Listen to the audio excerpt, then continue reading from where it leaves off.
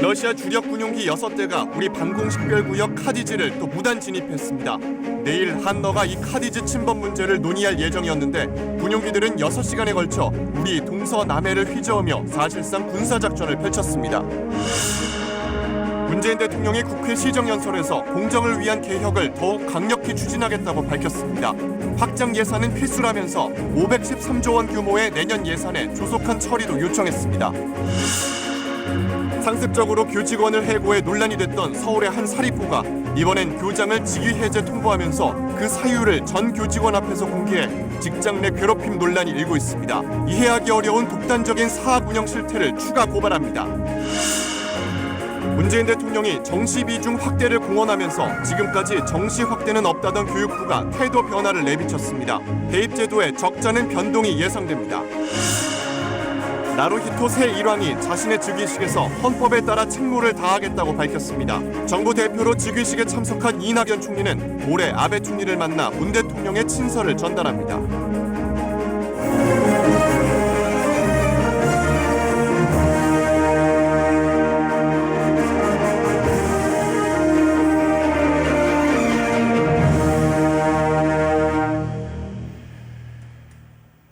시청자 여러분 안녕하십니까? KBS 9시 뉴스를 시작하겠습니다. 러시아 군용기들이 오늘 또다시 우리의 방공식별구역 카디즈에 무단 진입했습니다. 석 달 전에도 러시아 군용기는 독도 영공을 침범했었습니다. 올해 전체를 따져보면 이번까지 20차례입니다. 특히 오늘 카디즈 진입은 예사롭지 않았습니다.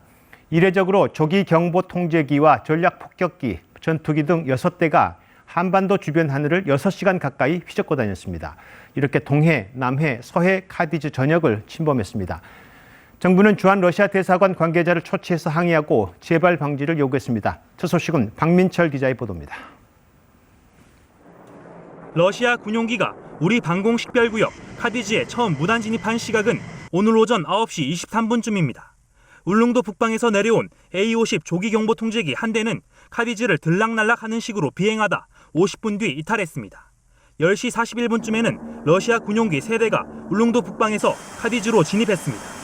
울릉도와 독도 사이로 내려오다 Su-27 전투기 한 대는 북쪽으로 기수를 틀어 카디즈를 이탈했지만 Tu-95 전략폭격기 2대는 계속 남아있습니다. 이어 11시 10분쯤 포항 동쪽에서 카디즈를 이탈한 뒤 일본 방공식별구역으로 향했습니다.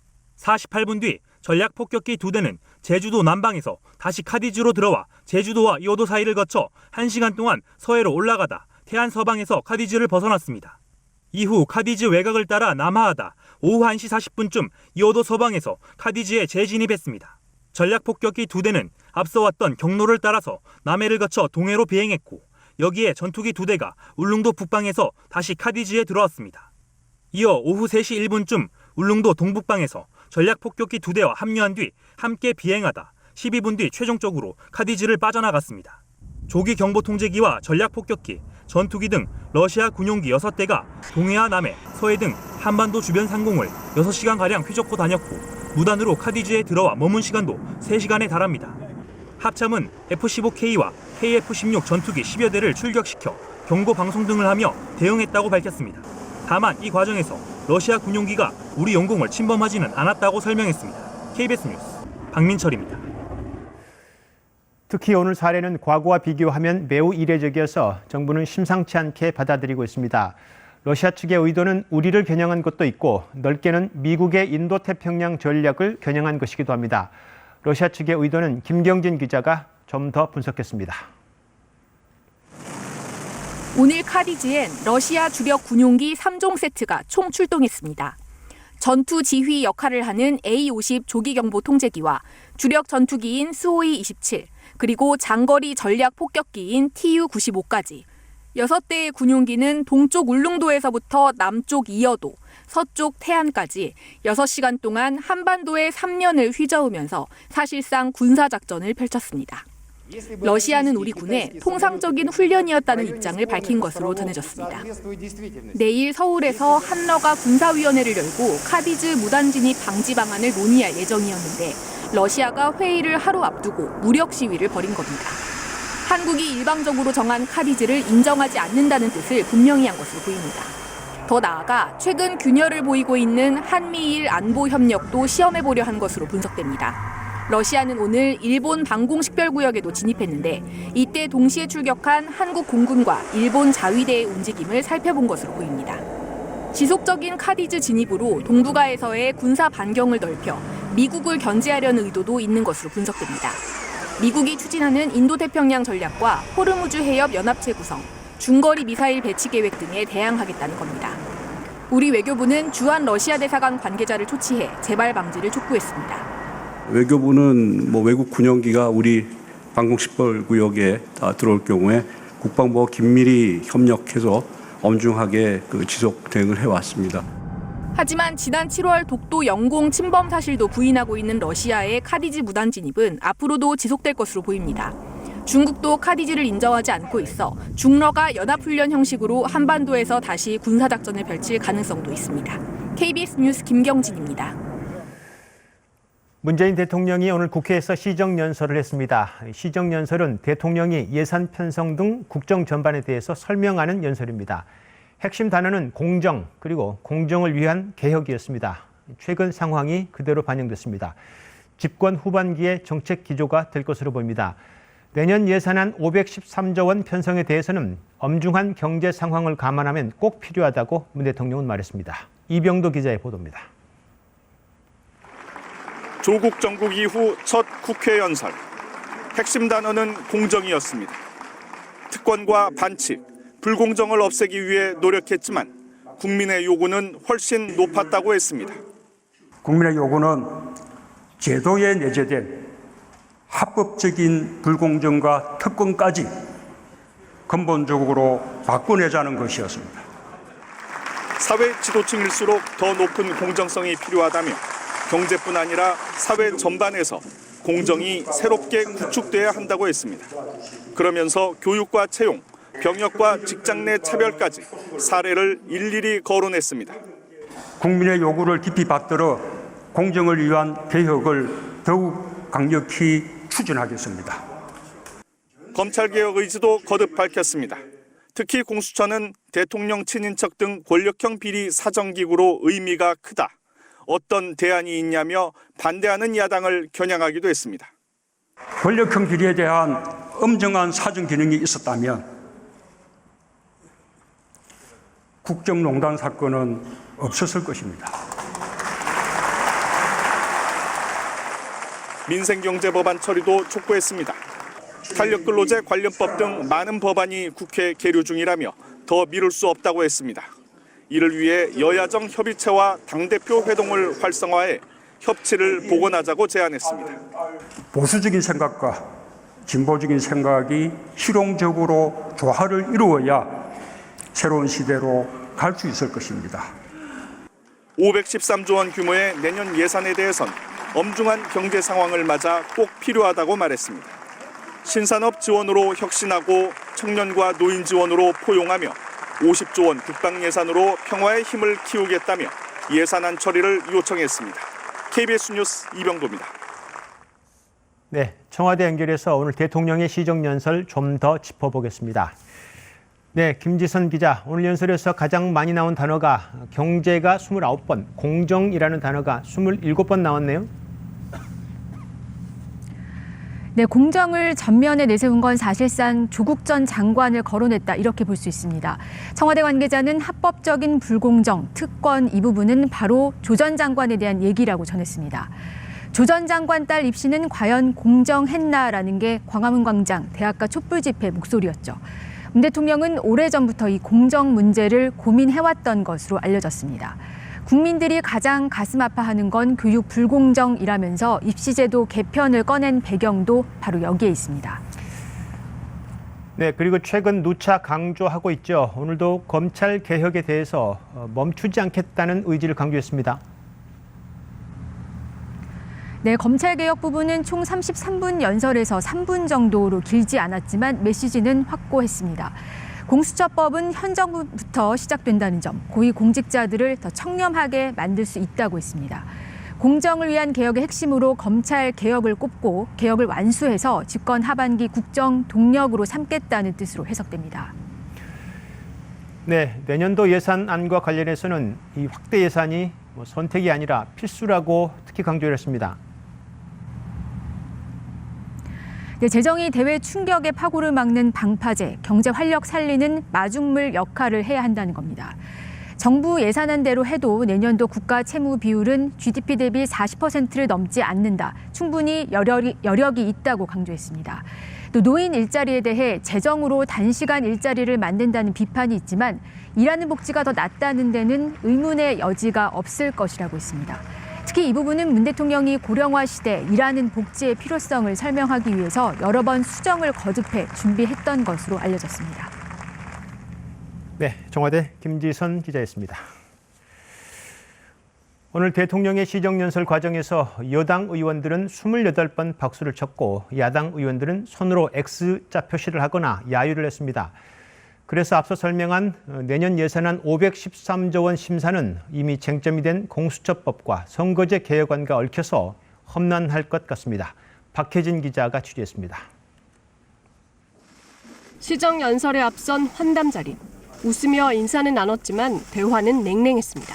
조국 장관 임명한 그 일로 인해서 국민들의 마음이 굉장히 분노라고 할까. 뼈 있는 얘기도 오갔습니다. 야당에서 나온 목소리 좀 많이 귀담아 들어주시고 하면 더 대통령 인기가 올라갈 것 같습니다. 근데 워낙 정청으로 비난을 하셔서. 한담장 분위기는 시정연설 내내 이어졌습니다. 입장 때부터 여야 의석 분위기는 극명히 달랐습니다. 일자리가 회복세란 대통령 언급에 야유가 나왔고 귀를 막는 한국당 의원도 있었습니다. 공수처법 처리 주문에 한국당 의원들은 단체로 X 표시를 만들기도 했습니다. 저 자신부터 다른 생각을 가진 분들의 의견을 경청하고 같은 생각을 가진 분들과 함께 스스로를 성찰하겠습니다. 반면 여당 의원들은 28번의 박수로 호응했습니다. 연설 직후 대통령이 한국당 쪽으로 향했지만 상당수 의원들이 악수를 거부하고 출구로 향했습니다. 극명한 입장차 속에 여야는 다음 주부터 예산안 심사에 들어갑니다. 2020년 예산은 우리 경제의 혁신의 힘을 키우는 예산입니다. 야당의 초당적 협력이 어느 때보다 중요한 시점입니다. 희망이 아닌 절망의 시정연설, 미래가 실종된 시정연설이었습니다. 예산안 처리는 12월 초가 시한이고 패스트트랙 안건 처리는 11월 말쯤부터 시도할 가능성이 있습니다. 이 일정을 감안하면 예산안과 공수처법, 선거제 개혁안이 한꺼번에 맞물려 논의될 수도 있어 예산 정국 역시 험로가 예상됩니다. KBS 뉴스 박혜진입니다. 네, 이렇게 험난한 심사를 앞둔 내년 예산안은 앞서 잠깐 나왔지만 513조 원입니다. 문 대통령은 경제 상황이 좋지 않아서 반드시 필수적으로 필요하다고 강조하고 있습니다. 국민 세금의 사용처인 내년 예산안 분야별로 분석했습니다. 오수호 기자입니다. 가장 많은 돈이 들어가는 건 보건복지 노동이고 일반 행정, 교육, 국방 순위입니다. 새로운 사업을 한다기보단 기본적으로 나가는 돈이 많고 순위도 최근 10년 동안 변동이 없습니다. 그래서 정부가 어디에 힘을 줬는지 보려면 증가율을 봐야 합니다. 산업 분야가 가장 높고 환경, R&D, SOC 순입니다. 특히 눈여겨볼 건 산업과 R&D인데요.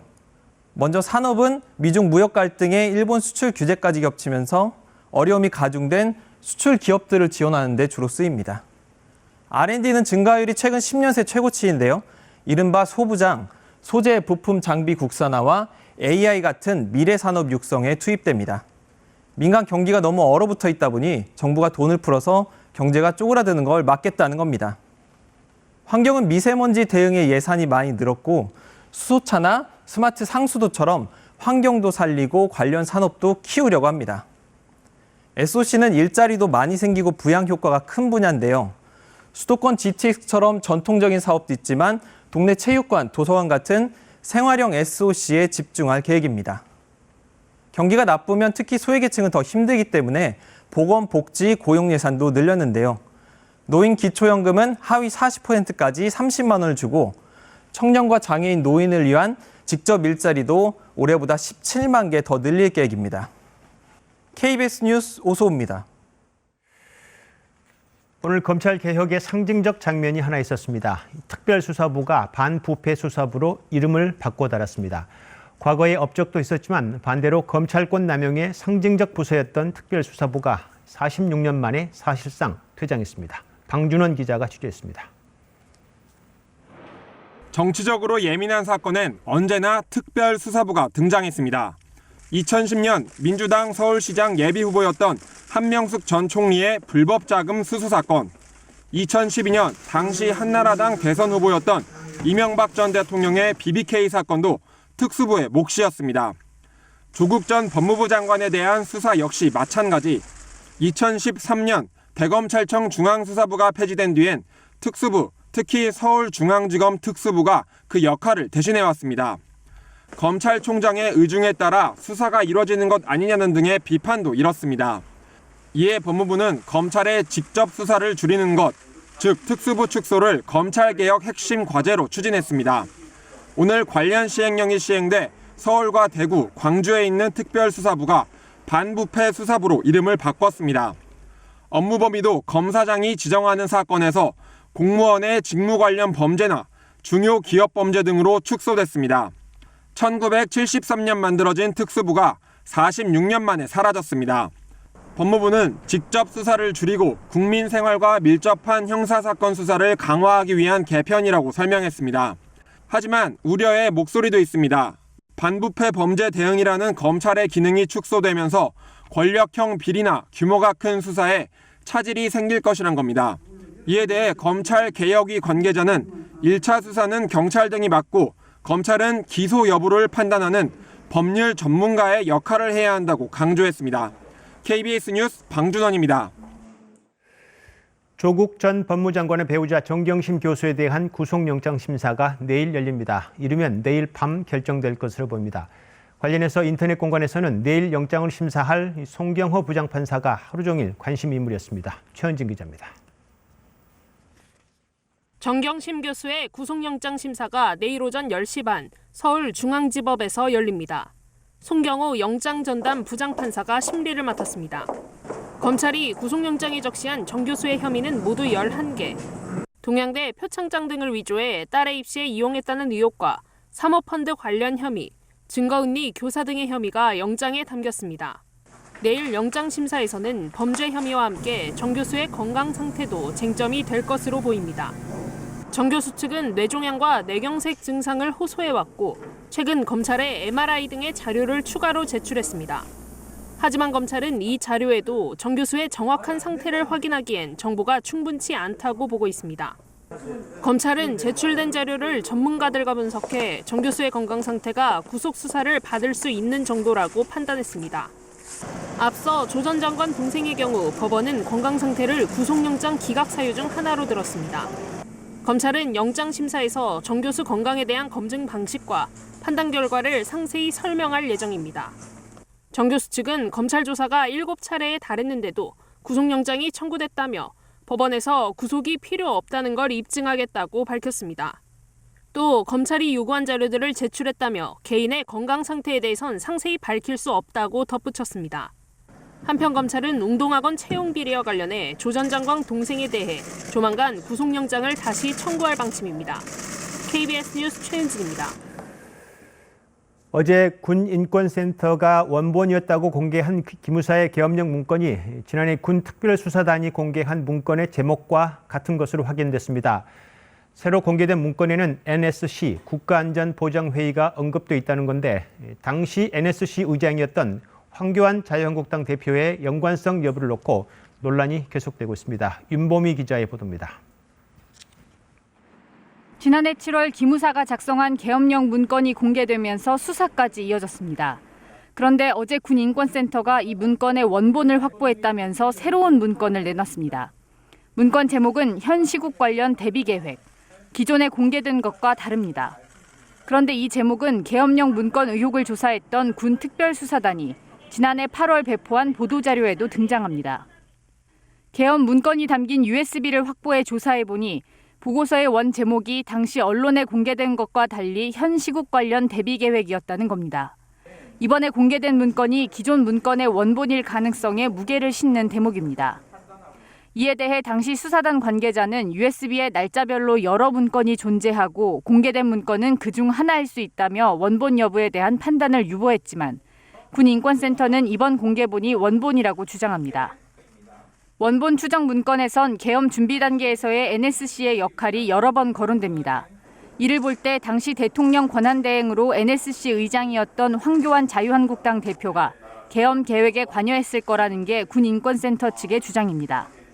여야의 입장은 엇갈렸습니다. 더불어민주당은 황 대표에 대한 즉각 조사가 이뤄져야 한다고 주장했습니다. 황교안 대표는 의혹은 완전히 거짓말이라고 밝혔고 자유한국당은 문건을 공개한 군인권센터 임태훈 소장을 명예훼손과 군사기밀보호법 위반 혐의로 검찰에 고발했습니다. KBS 뉴스 윤봄입니다.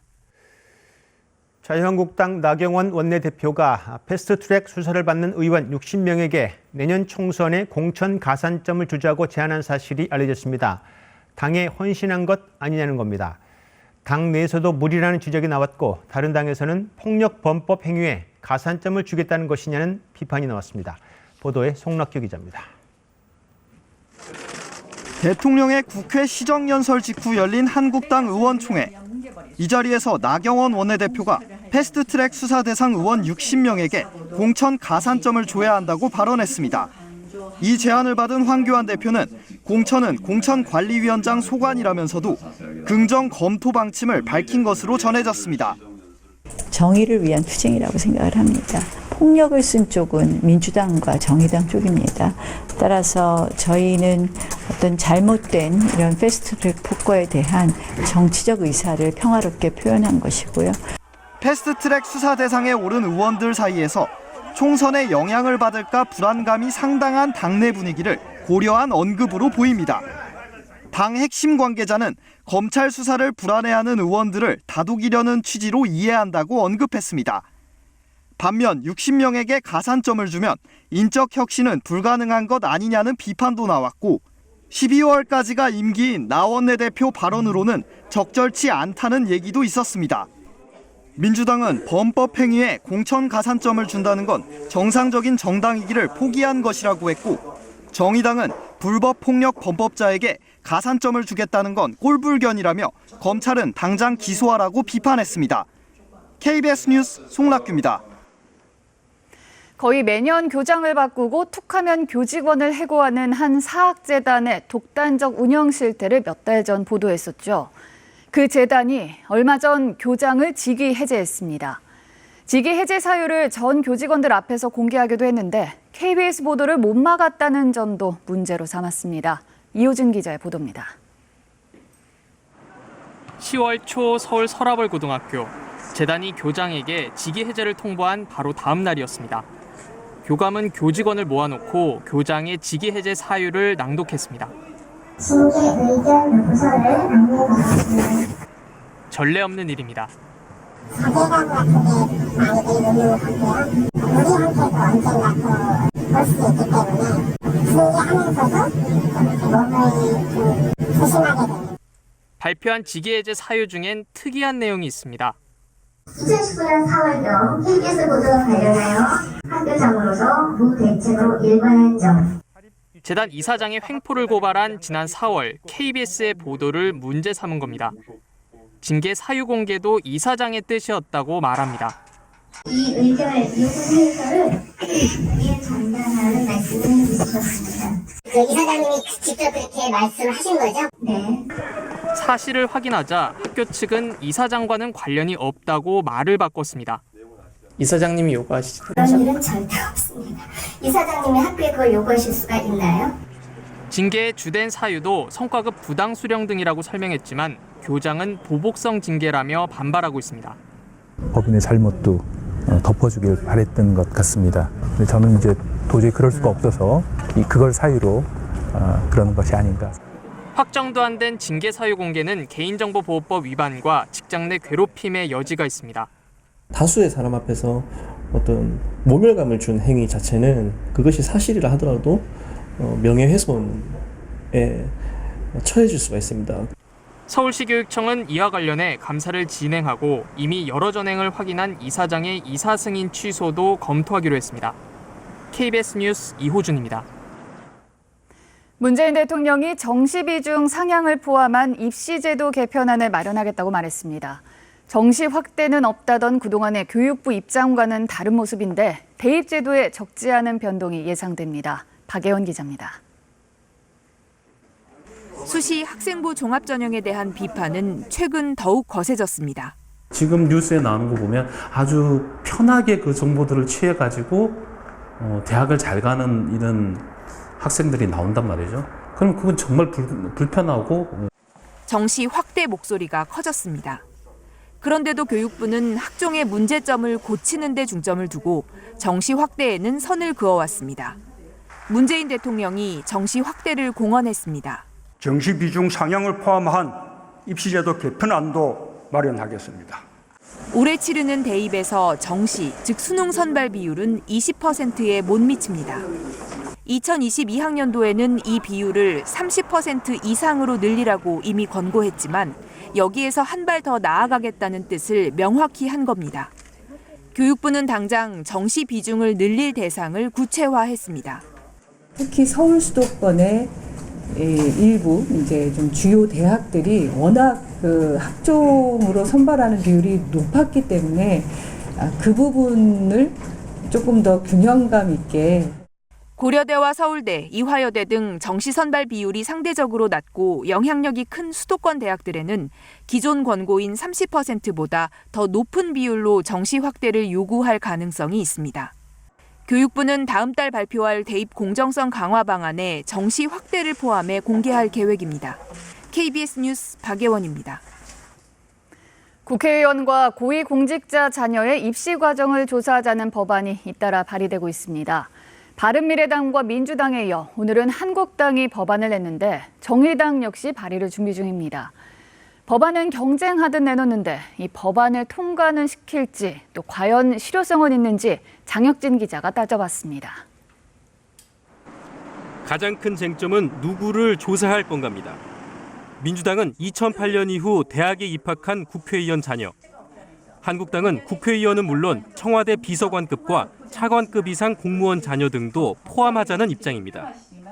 국회의원과 관련된 것은 저희가 약속한 대로 먼저 발의를 하고 그리고 고위공직자와 관련된 부분에 대해서는 여러 안들을 취합해서 서로 협의하는 과정 속에서 우리 사회 고위직에 만연해 있을 수 있는 자녀 입시 특혜 의혹 진상을 이번 기회를 통해 철저히 규명하고 바른미래당은 최근 10년 동안 대학에 입학한 19대, 20대 의원과 판검사 자녀, 정의당은 18대 의원 자녀까지 포함하는 법안을 준비 중입니다. 누가 조사할지, 얼마나 할지도 제각각입니다. 민주당은 의장이 임명하는 직속 조사위를 꾸리자고 하지만 한국당과 바른미래당은 여당이 3명, 야당이 6명을 추천해야 한다고 맞섭니다. 1년은 조사해야 한다는 여당, 총선 전 결과를 내야 한다는 야당 입장도 부딪힙니다. 경쟁하듯 법안을 내놨지만 이렇게 당별로 셈법이 달라 의원 전수조사가 현실화될지는 의문입니다. 의원들의 보유 주식과 피감기관 해외 출장 등에 대한 전수조사가 논의됐지만 실제 조사까지 가지는 못했습니다. 설령 법안이 통과된다 해도 조사위원회는 수사기관처럼 강제조사 권한이 없어 시작부터 보여주기식 조사에 그칠 거란 지적도 나옵니다. KBS 뉴스 장혁진입니다. 이달 말 시행되는 분양가 상한제 적용 지역을 정하기 위해 정부가 집값이 많이 상승한 곳들을 들여다보고 있는데요. 이 판단의 기초가 되는 감정원 통계가 네이버 호가에 상당수 의존한다는 사실이 KBS 취재 결과 확인됐습니다. 이슬기 기자입니다. 분양가 상한제가 29일부터 민간 아파트로 확대 시행됩니다. 대상은 서울 전체를 비롯한 전국 31곳의 투기과열 지역입니다. 국토부는 이 가운데 상승세가 두드러지는 곳을 적용 지역으로 정해 다음 달 발표할 예정입니다. 이미 한국감정원으로부터 자료를 제출받아 집값 분석에 들어갔습니다. 전국 신원 통계로 인정을 해주겠다 하니까 이제 신뢰성이 있다는 거죠. 신임받은 통계들이에요. 다 봐야죠. 상한제 적용 여부를 가를 감정원 통계는 과연 얼마나 정확할까? 표본단지로 선정된 강남의 한 아파트, 가격이 어떻게 집계되는지 내부 시스템 화면을 확보했습니다.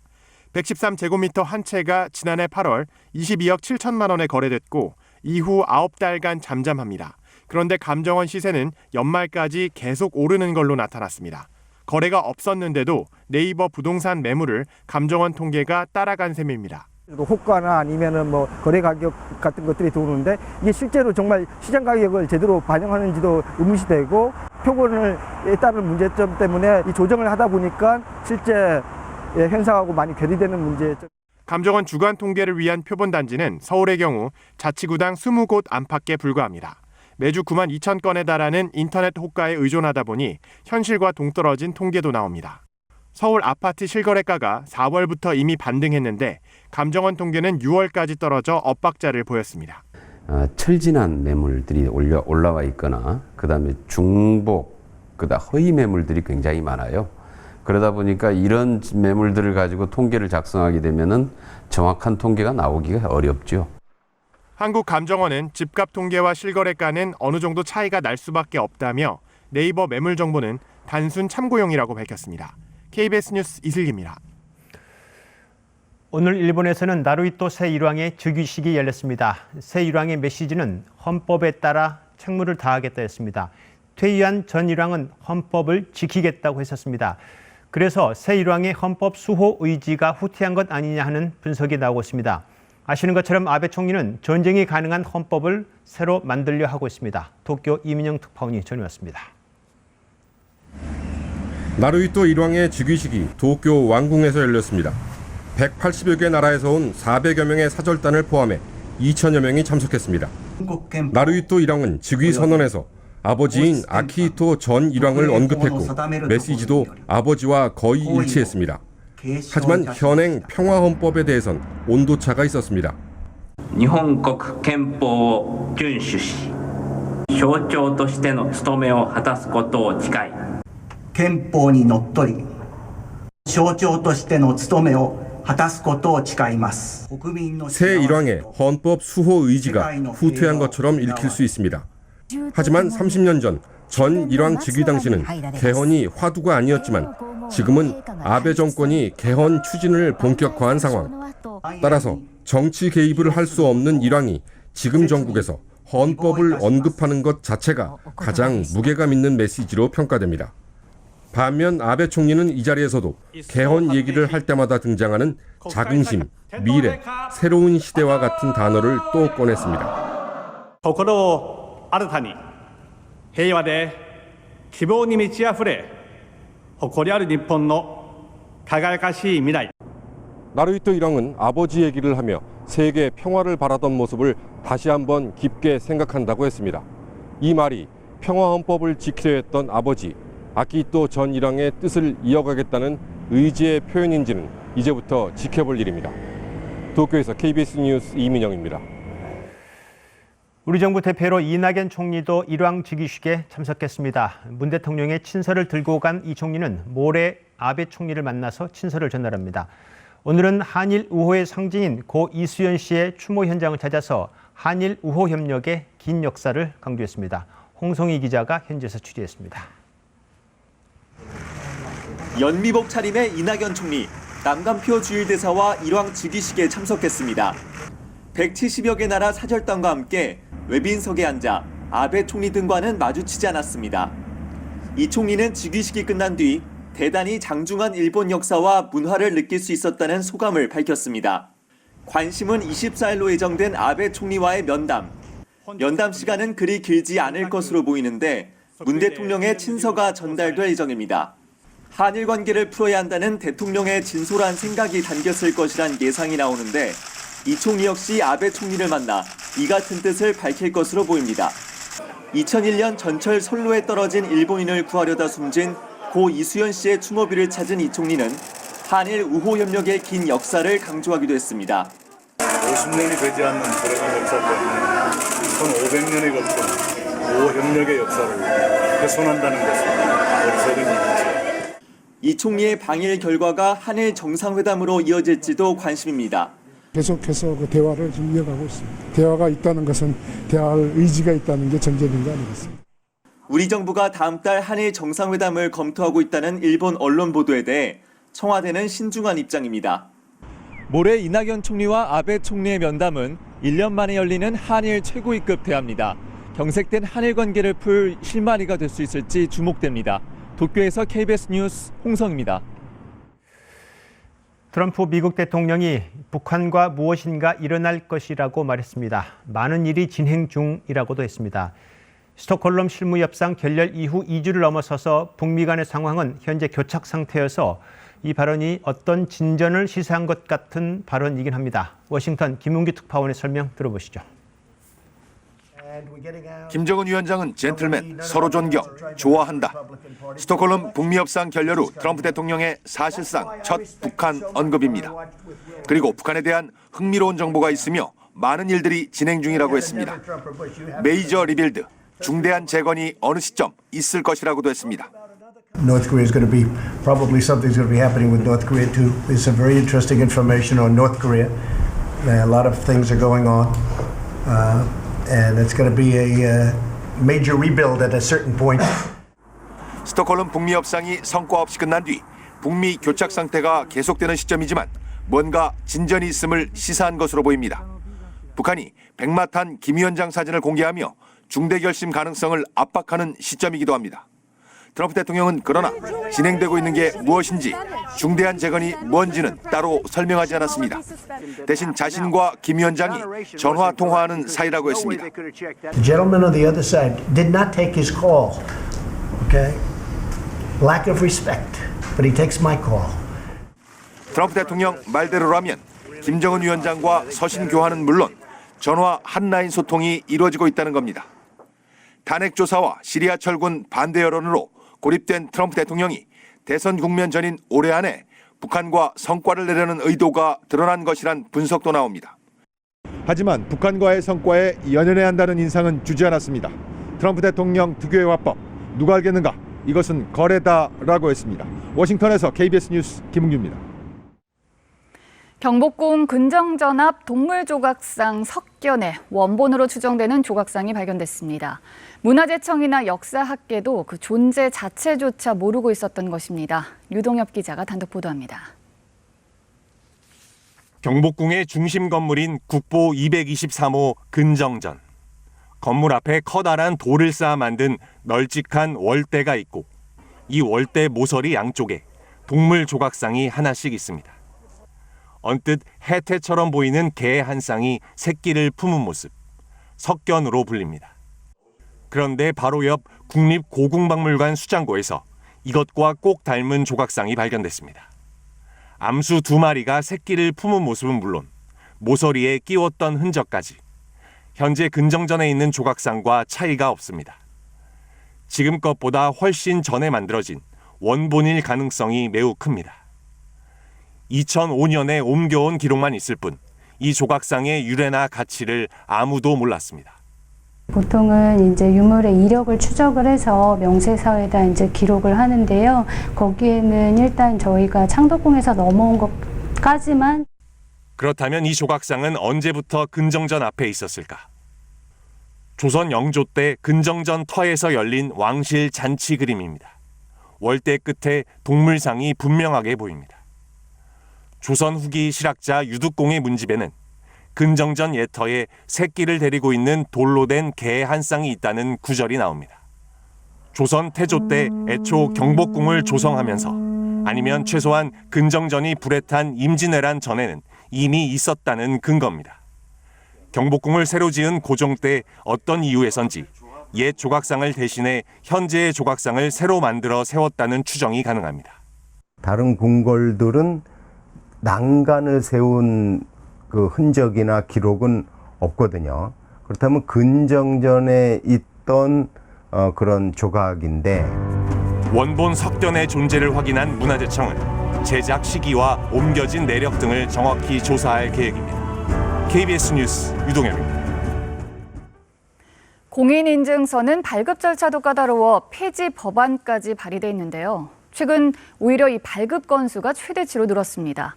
이를 대체할 신기술들도 개발됐지만 공공기관 등의 외면에 관련법 개정도 미뤄지면서 일부 기술은 사장될 위기입니다. 임주영 기자입니다. 화면에 서명하자마자 본인 인증 성공 메시지가 뜹니다.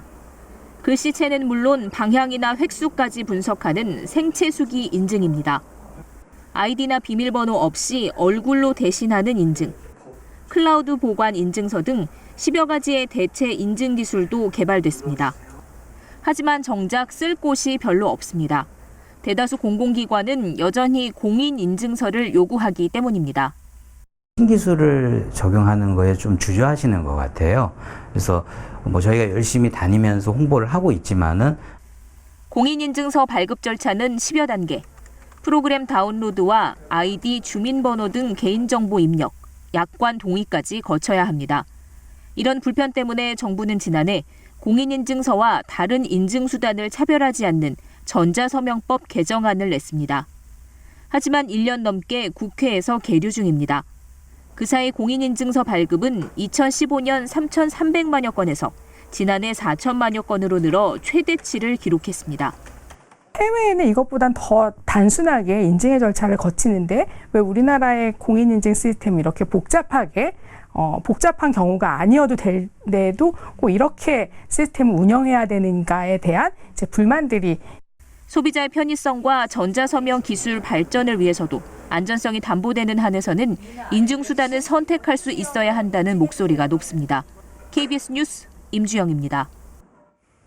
제주도 동물보호센터가 유기견 사체를 동물 사료나 비료로 재활용해왔다는 소식 어제 전해드렸는데요. 관련자들 엄벌을 촉구하는 목소리가 커지고 있습니다.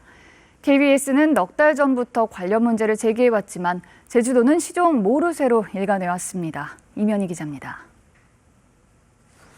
제주도 산하 동물위생시험소가 운영하는 제주도 동물보호센터는 지난 10개월 동안 임시보호 기간이 지난 유기견들을 안락사시켜 동물 사료나 비료로 재활용해왔습니다. 이렇게 처리된 유기견 사체는 대략 25톤 정도. 이 가운데 일부가 불법으로 동물 사료로 사용된 사실이 확인됐습니다. 동물보호단체들은 일제히 공분을 나타냈고 시민들은 철저한 조사를 통해 관련자들을 엄벌에 처해달라며 청와대 국민청원을 제기했습니다. 이제 도에서 정말로 몰랐는지 이런 책임자에 관한 부분, 이제 이런 부분들이 명명백백 밝혀져야 될 거고요. KBS는 이미 넉 달 전부터 유기견 사체들은 폐기물 관리법상 의료 폐기물로 재활용이 불가능하다는 환경부 답변 등에 따라 불법 소지가 있다고 지적했습니다. 그러나 제주도는 생활 폐기물이기 때문에 별 문제가 없다며 줄곧 답변을 회피해왔습니다. 한 차례라도 환경부에 확인을 해보셔야 되는 거 아니에요? 이거 보도 나가도 괜찮겠습니까? 예, 나가도 괜찮아요. 괜찮습니다. 뒤늦게 파문이 불거지자 제주도는 유기견 사체를 사료 원료로 만든 제조업체에 영업정지 한 달 처분을 내리며 책임을 떠넘기는 모양새입니다. 유기견 사체가 돈 되는 것도 아니잖아요, 사실상. 금전적인 걸 떠나서 어차피 그래서 요청해주니까 처리해주는 거 당연한 거고. 언론의 문제 제기 이후에도 제주도가 답변을 회피하며 넉 달여 동안 추가로 재활용한 유기견 사체는 무려 15톤이 넘습니다. KBS 뉴스 이면입니다. 뉴스 주민 시간입니다. 신선민 기자 나와 있습니다. 네, 신 기자 오늘 소식 전해주시죠. 예, 어제 올라온 청와대 국민청원인데요. 제목은 아동 포르노 사이트를 운영한 손모 씨와 이용자들의 합당한 처벌을 원합니다. 이고요. 하루 만에 10만 명 넘게 참여했습니다. 하루 만에 10만 명이요?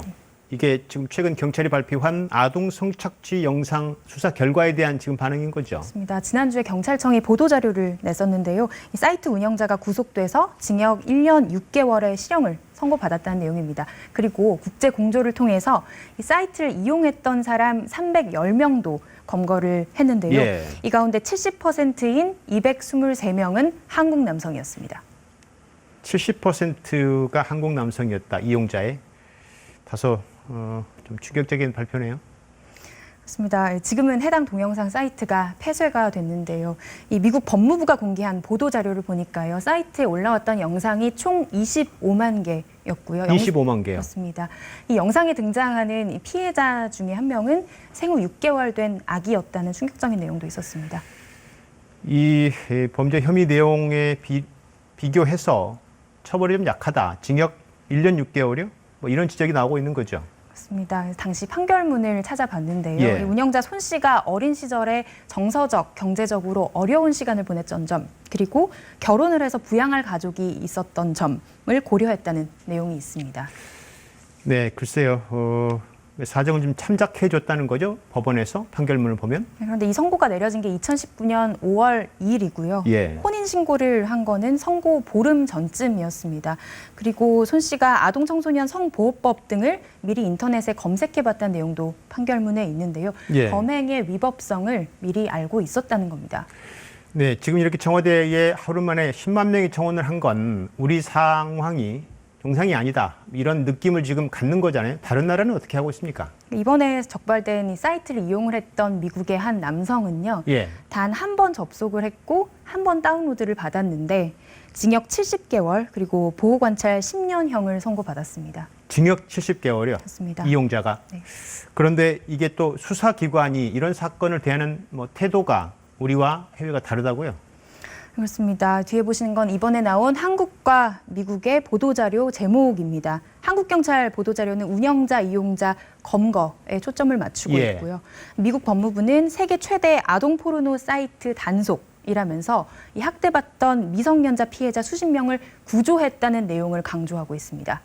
그 피해자를 강조한 게 우리와 확연히 다른 어떤 태도를 보여주는 거네요? 그렇습니다. 우리나라 그 아동 청소년 성보호법에는 아동 음란물이라는 표현을 쓰고 있는데요. 예.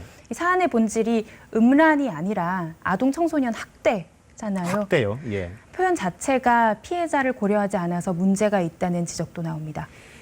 네, 오늘 주제는 좀 깊게 들어온 것 같습니다. 네, 수고했습니다. 신선민 기자였습니다.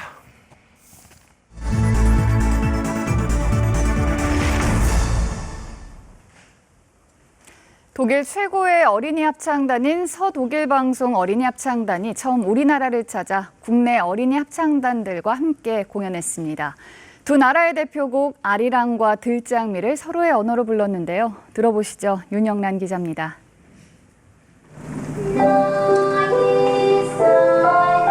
독일 소녀의 입에서 우리 가곡 우리말 노래가 흘러나옵니다. 숨죽여 귀 기울이던 관객들의 박수가 쏟아집니다. 우리 민요 아리랑을 한국과 독일 어린이들이 함께 부르더니 독일 어린이들이 우리말로 부르는 아리랑과 한국 어린이들이 독일어로 부르는 독일 가곡 들장미가 조화를 이룹니다. 두 나라 어린이 합창단의 교류를 위해 특별히 만든 곡입니다. Wir haben auch Arirang mit einem anderen Chor zusammengesungen. Als wir das gemacht haben, habe ich gespürt, dass eine Verbindung zwischen Deutschland und Korea entstanden ist. 너무 목소리가 잘 어울렸고요. 너무 아름다운 목소리여서 너무 감동받았습니다. 방과 후 학교처럼 운영하지만 유럽을 대표할 정도로 실력을 인정받는 서독일 어린이 합창단의 첫 한국 방문 무대. 독일 소녀들은 서울과 김포 등 4개 지역에서 국내 어린이 합창단과 함께 공연하며 우정을 다졌습니다. 여러 어린이 교육에 아주 모범이 되는 큰 기관이기도 합니다. 이번 기회를 통해서 아이들에게 좋은 경험을 하게 함으로 서독일 방송 어린이 합창단은 내년에는 서울시 소년소녀 합창단을 독일로 초청해 함께 공연할 예정입니다. KBS 뉴스 윤영란입니다.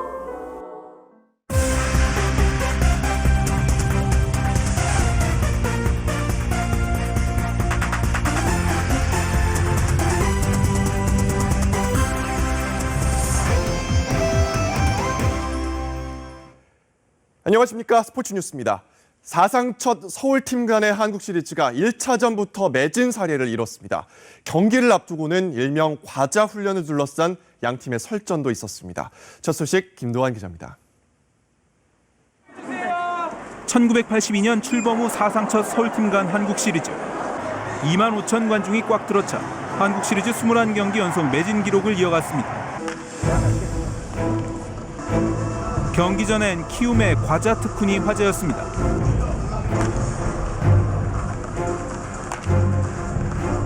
타격하는 데서 힘 뺄 때는 진짜 좋을 것 같아요. 저 효과가 분명히 있다고 봅니다. 타격하는 거 보니까 효과가 있고 본인이 그 얘기를 하더라고요. 플레이오프 6할 2푼 5리의 화력을 뽐낸 김규민.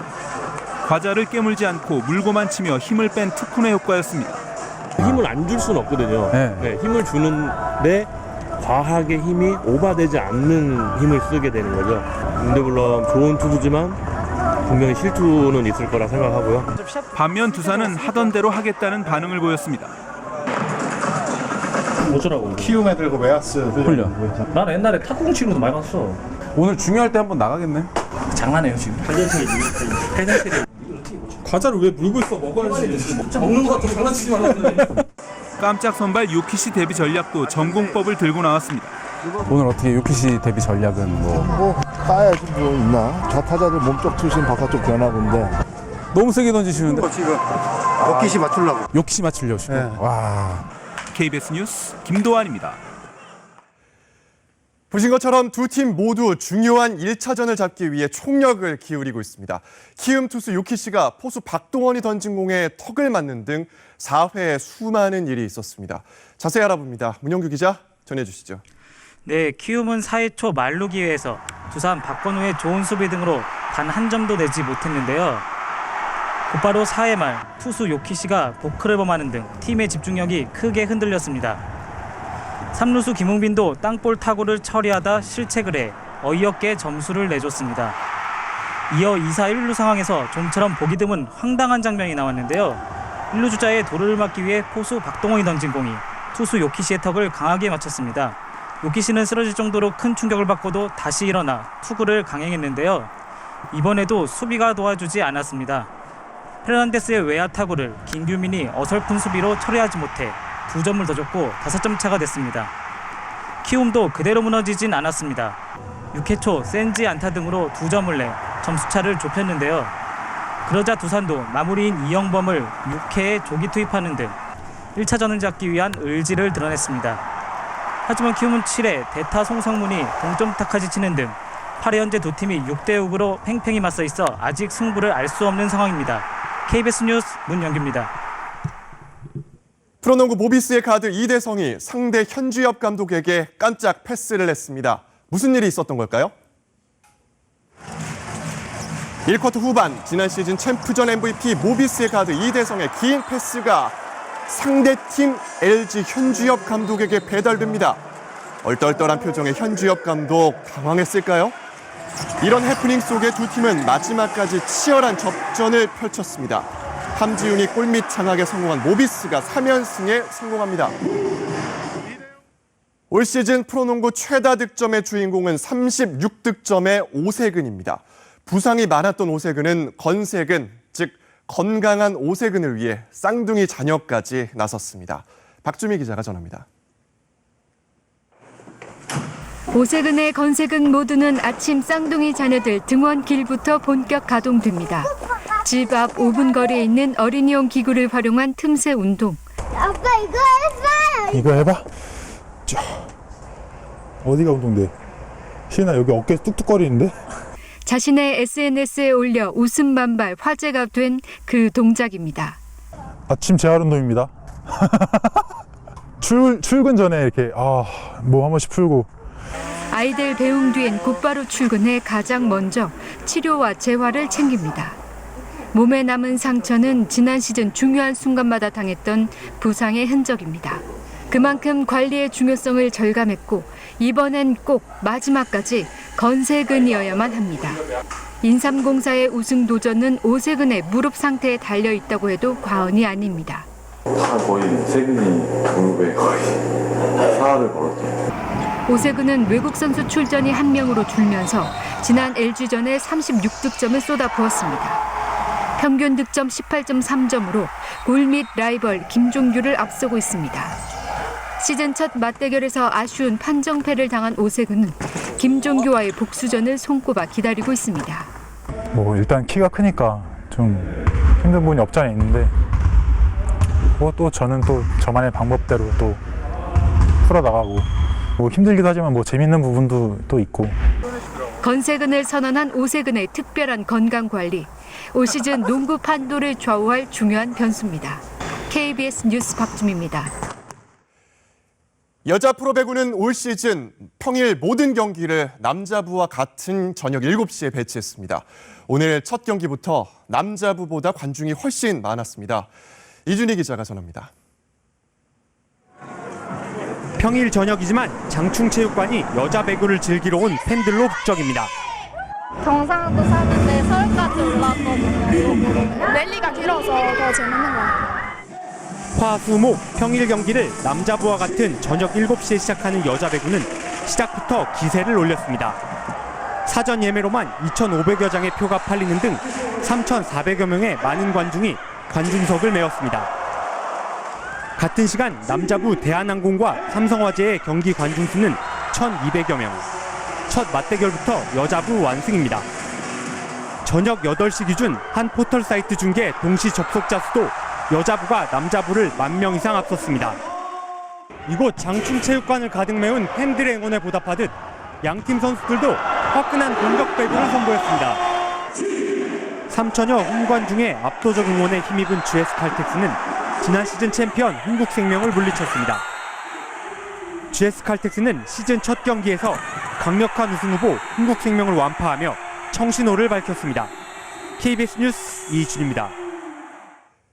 토트넘의 손흥민이 세계 최고 권위의 발롱도르상 후보 30명에 포함됐습니다. 손흥민은 발롱도르상을 주관하는 프랑스 풋볼이 발표한 30인 후보에 메시, 호날두, 판데이크 등 세계적인 선수들과 함께 이름을 올렸습니다. 한국 선수가 발롱도르상 후보에 오른 것은 설기현과 박지성에 이어 3번째입니다. 발렌시아의 이강인은 21세 이하 발롱도르상 격인 코파 트로피 후보 10명에 포함됐습니다. 여자 축구대표팀의 사상 첫 외국인 감독 콜린 벨, 2015년 독일 프랑크푸르트를 유럽 여자팀 챔피언으로 이끈 벨 감독은 자기소개도 재치 있었습니다. 안녕하세요. 저는 콜린입니다. 벨 감독은 최우선 목표로 올림픽 본선 진출을 꼽았습니다. Then looking at the Olympic qualification tournament, I think it's really obvious what the goal is there. 국내 유일의 LPGA 대회인 BMW 레이디스 챔피언십이 모레 부산에서 개막합니다. 세계 랭킹 1위 고진영, LPGA 신인왕 이정은, 국내 최강자 최혜진이 뜨거운 3파전을 예고합니다. 손기성 기자입니다. 한치의 흔들림도 없는 안정된 샷으로 세계 랭킹 1위를 질주 중인 고진영. 고진영은 국내 대회로 열린 BMW 레이디스 챔피언십에서 2016년과 17년까지 2년 연속 우승을 차지했습니다. 올해부터 LPGA 대회로 열리지만 고진영에겐 유독 좋은 기억이 남아있는 대회라 우승 욕심이 가득합니다.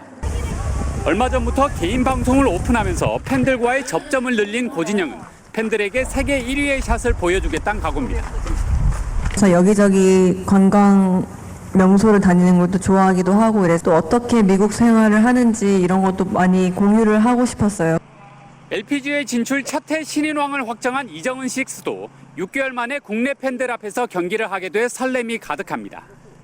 부산에서 플레이할 때마다 진짜 많은 갤러리 분들이 되게 좀 열정적으로 응원을 해주셨던 게 되게 기억이 남아요. 그래서 이번 시합도 되게 기대가 많이 되고.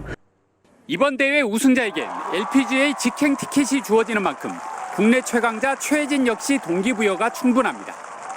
빨리 LPGA를 가고 싶다는 생각은 항상 하고 있는데 이게 좀 언제 가는 게 저한테 잘 맞을지 굉장히 고민스러운 부분이어서.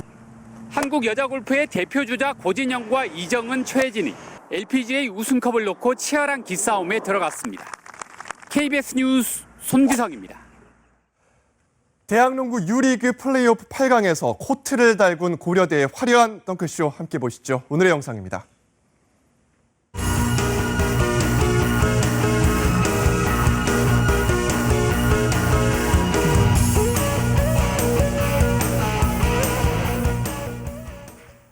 네, 지금 제주도에 비가 오고 있고 내일도 동풍의 영향으로 비가 내리는 곳이 있다고 하는데요. 자세한 날씨 알아봅니다. 강아랑 기상캐스터, 내일 저녁부터 다시 비가 내린다고요? 네, 지금 제주 지역에 내리고 있는 비는 자정 무렵에 그치겠고요. 또다시 내일 비구름이 몰려오면서 저녁부터 영남 해안과 제주 지역에 비가 시작되겠습니다. 늦은 밤이 되면 동해안 지역으로도 비가 확대되겠고 모레 오전에는 영남 내륙 지역에도 비가 내리겠는데요. 모레까지 예상되는 비 양은 5에서 30mm로 많지 않겠습니다. 그 밖의 지역은 늘 가끔 구름만 많겠고 미세먼지 농도는 좋음에서 보통 수준 되겠습니다. 기온 보겠습니다. 중부지방 아침 기온 오늘과 비슷하게 출발해서 서울이 22도, 원주, 대전 20도에 머물겠고요. 남부지방의 한낮 기온도 광주 20도, 여수와 안동, 대구 19도 등으로 오늘보다 2도에서 4도가량 낮겠습니다. 물결은 제주 해상과 남해상, 동해상에서 최고 2.5m로 다소 높게 일겠습니다. 당분간 대체로 맑은 날씨가 이어지겠지만 영동 지역에는 비 소식이 잦겠습니다. 날씨였습니다. 9시 뉴스를 마칩니다. 고맙습니다.